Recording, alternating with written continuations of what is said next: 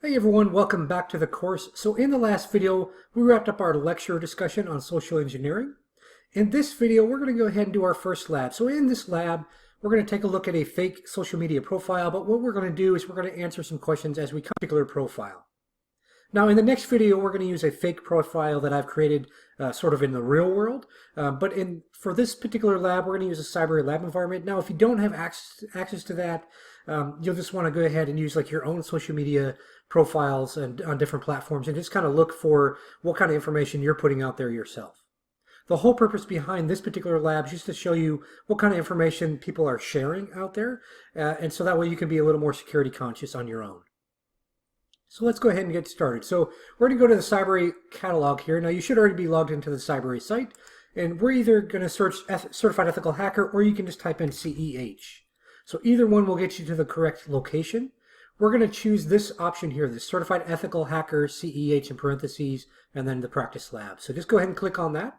You're going to see a launch button right there. Just click on that as well. And then we have one more click, and that'll take us to the lab. So you'll see the launch item button here.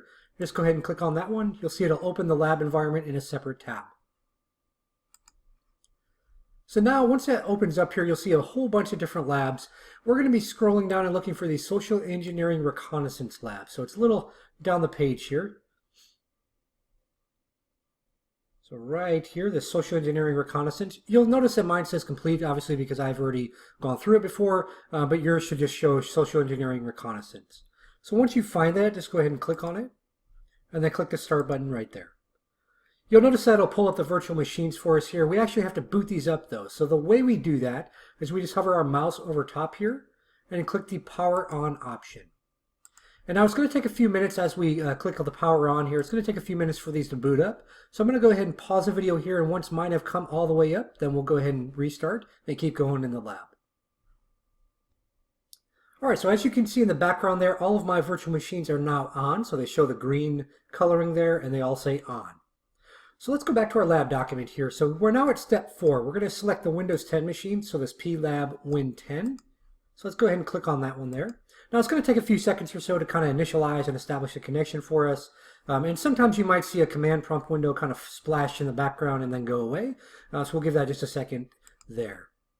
Once it pulls all the way up here, we're going to open an Internet Explorer from the bottom taskbar there. So we're going to use Internet Explorer for this one. You could potentially use Edge, but the actual instructions with this lab call for Internet Explorer. So that's what we're going to use just to maintain consistency. Once we open up Internet Explorer, we're going to type in this address right here, and then we'll see our, basically that's an address for our target, Philip Nomad. So let's go ahead and do that now. So just go ahead and launch Internet Explorer there. We're going to type in http://, and then it's going to be the My Book. So you'll see My Book right there. Now we're not actually going out to like some real social media website here. I just want to stress that. So if you're in a particular jurisdiction that it's illegal to do something like that, obviously I'm not an attorney, but this probably wouldn't count because you're in a practice lab type of environment. So you should be okay there. All right, so we see Philip Nomad in the background here. So now the rest of this lab is basically going to be going through, clicking throughout his profile here and answering some questions. So again, I mentioned the whole purpose here is to see what kind of information people are sharing out there, and you've probably seen that quite a bit if you're security conscious at all. You've probably seen that quite a bit with the amount of information people are willing to share on social media. And it really doesn't take that much to get people to share, things like their phone number, address. It's pretty crazy how much people are willing to share these days. All right, so now we see our target, Philip Nomad, as I mentioned. We're going to start answering a few questions here, as I mentioned already. So number one question here we're going to answer is how many followers does he have?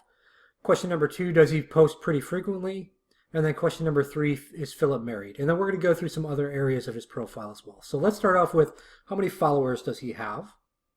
So if we look right here, we can see that almost immediately. So we see he's got 1,325 people following him.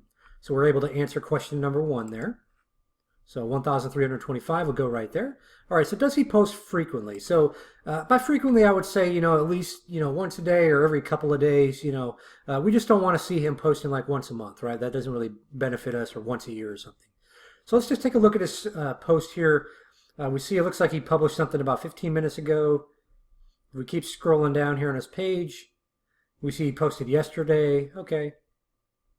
If we keep scrolling down, we'll see that there's another post from yesterday. So it does look like he posts pretty frequently. Maybe not every 15 minutes, but he does post. Looks like at least once or twice a day. All right, so that answers question number 2. So now question number 3, is he married? Well, so we see this lady here. So who's this, right? Who's this person just kind of hanging out in the background there? So if we scroll up a little bit to this initial post of his, we see that he's got a post here saying, hey, I can't believe I've been married to my beautiful wife, Nina, for 2 years now. So, hey, it looks like he's married, right? All this information is beneficial that we've gathered so far. Number one, the number of people following him, like, is he an influencer? That's kind of what we're wondering with that. So for example, if he's an executive at Microsoft, he should have quite a few followers, right? If he's doing like TEDx talks and stuff like that. So that kind of gives us an idea of like how important this person actually is for a company. And this is really beneficial if we're just looking at the company itself, and then we're trying to figure out potential targets from there. We also see that he's married, right? So we could potentially use his wife's profile, and figure out some phone numbers for her, and then from there, maybe figure out his phone number and send him random texts pretending to be her. Hey, can you do this or that? Maybe, can you pick up this from the store? And just try to, do different things like that. And then, of course, we see that he posts pretty frequently. So if we were able to, hijack his account here, we could post different things. If we were focused on like brand damage, for example, if we were targeting Philip himself and we're like, hey, if we were a criminal attacker, we were targeting Philip himself to try to get him fired or something like that. Maybe we're hired by his competitor company. And so what we could do is we could come take over social media, start, posting, terrible things. And so people, so that affects his brand, that gets him fired at his job or something like that. So definitely don't do that. I hope everyone watching this is ethical. But that is one potential thing that somebody could do if you're sharing a lot of information on social media. So I'm going to pause the video here. We're going to pick things back up in the next video as we continue looking at Philip's profile and trying to find more information about him.